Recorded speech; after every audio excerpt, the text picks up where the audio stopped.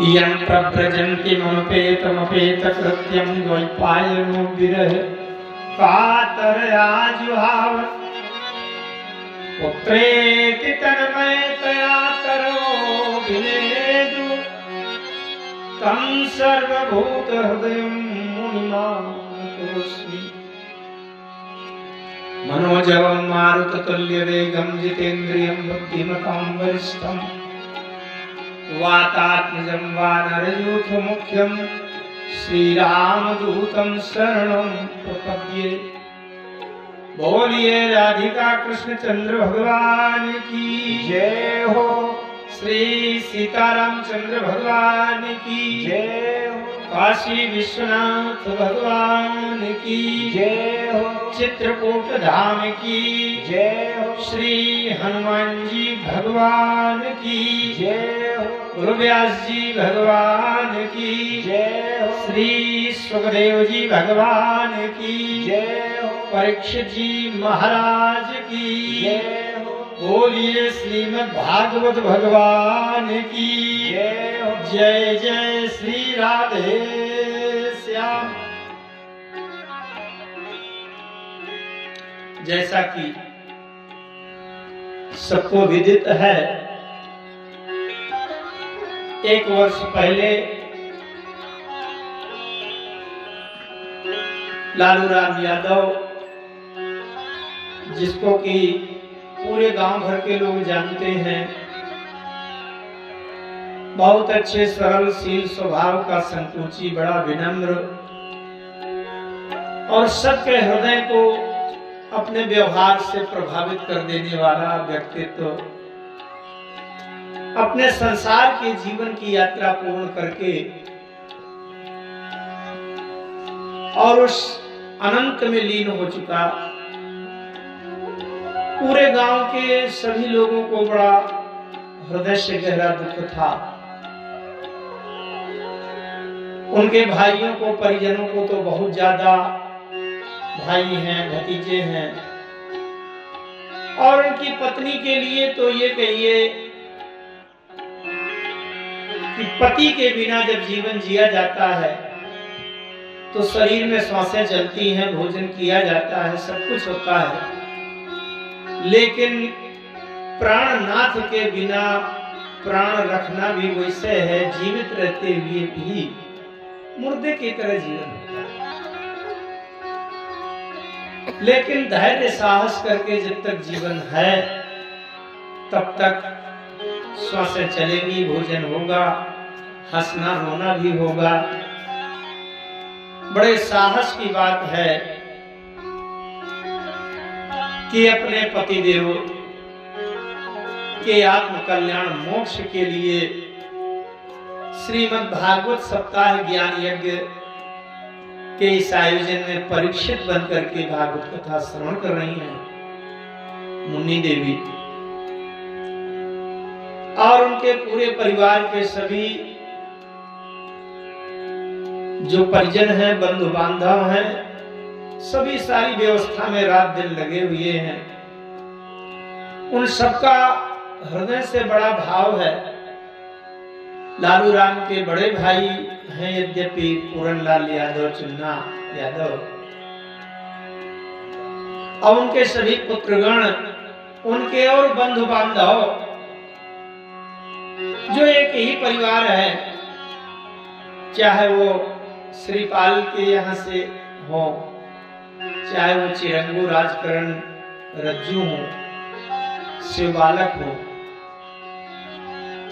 ये सभी उसी सुख दुख में एक साथ होकर के, लेकिन बड़े विवेक विचार और बड़ी प्रेरणा से श्रीमद् भागवत कथा के माध्यम से उस आत्मा को परमात्मा में लीन करने के लिए ये सबसे अंतिम प्रयास है इस धरती का।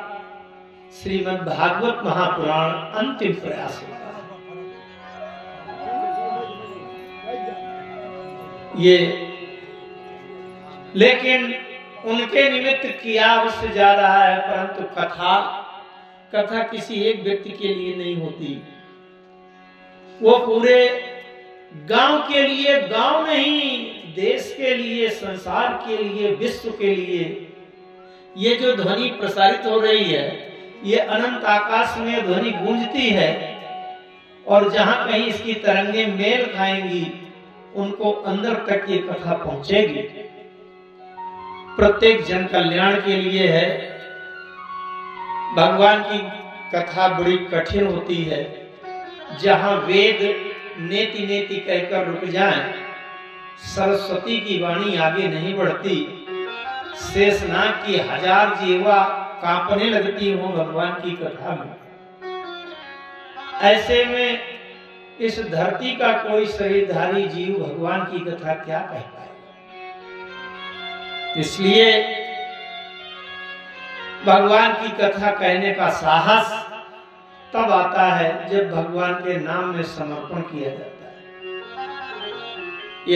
यद्यपि कथा का निर्धारित समय 1 बजे है, लेकिन आज भी 1-2 बजे तक कोई श्रोता एक भी नहीं था।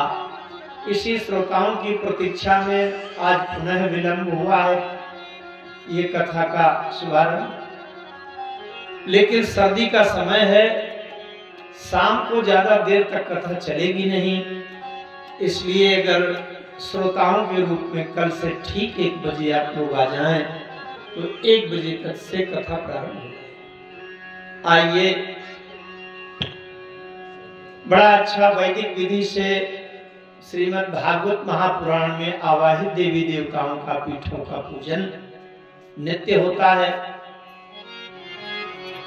और हमारे इस भागवत कथा में कहीं भी त्रुटि रह जाए, दोष रह जाए, उस दोष को निवारण करने के लिए हमारे आचार्य पंडित प्रतिपाल तिवारी जी वो भगवान के नाम मंत्र का जप करते हैं। जप करना बहुत आवश्यक है।